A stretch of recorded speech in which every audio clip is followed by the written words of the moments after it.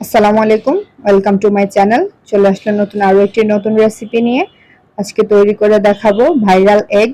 আমার মনে হয় আমি ছাড়া বাকি সবারই এই এগটা অলরেডি তৈরি করা হয়ে গিয়েছে। নিজের হাতে ডিম তৈরি করে সবাইকে চমকে দিন।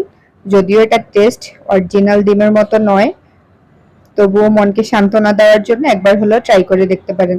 রেসিপিটি শুরু করার আগে সবার কাছে অনুরোধ, প্লিজ আমার চ্যানেলটা সাবস্ক্রাইব করে দিবেন। সহজ এমন মজার রেসিপি পেতে পাশে বেল আইকনটিও অন করে রাখতে পারেন। তাহলে শুরু করছি আজকের রেসিপি। এখানে আমি হাফ লিটার দুধের ছানা নিয়েছি। হাফ চামচ দিয়ে দিচ্ছি ময়দা, 1 চামচ চিনি। ময়দা আর চিনিটাকে ছানার সাথে খুব ভালো করে মেখে নেব।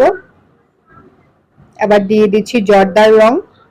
ডিমের কুসুমটা যেহেতু হলুদ থাকে, সেজন্য এখানে অবশ্যই জর্দার রং দিতে হবে। আপনারা চাইলে হলুদ বা অরেঞ্জ ফুড কালারও দিতে পারেন।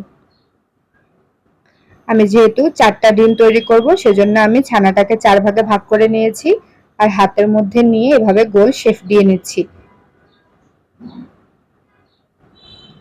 আমি কিছু ডিমের উপরের যে খোসাটা থাকে ওইটা নিয়েছি। ডিমটাকে এভাবে মাঝখান থেকে ভেঙে বের করে নিয়েছি।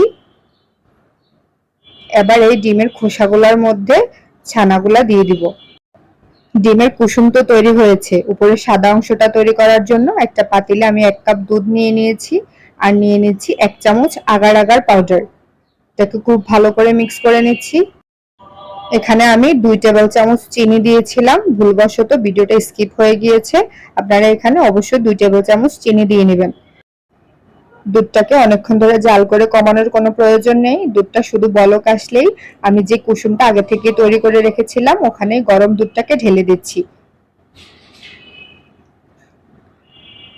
এবার এটাকে 3 থেকে 4 ঘন্টার জন্য এভাবে পুরোপুরি ঠান্ডা হওয়া পর্যন্ত রেখে দিব।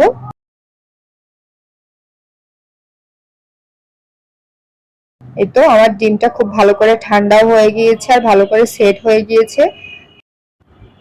এভাবে ডিম তৈরি করে যদি কারোর সামনে দেওয়া হয়, কেউ না খেলে তো বুঝতেই পারবে না যে এটা ডিম নয়, এটা ঘরে তৈরি অন্য কিছু, বা এটাকে ডিমের সন্দেশও বলা যেতে পারে। কিন্তু টেস্টের ব্যাপারে যদি বলি, আমার কাছে খুব একটা আহামরি ভালো লাগেনি, কিন্তু দেখতে খুব সুন্দর হয়েছে।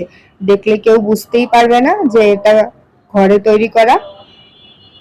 এমন মজার এবং সহজ রেসিপি পেতে প্লিজ আমার চ্যানেলটা সাবস্ক্রাইব করে দিবেন। আল্লাহ হাফেজ।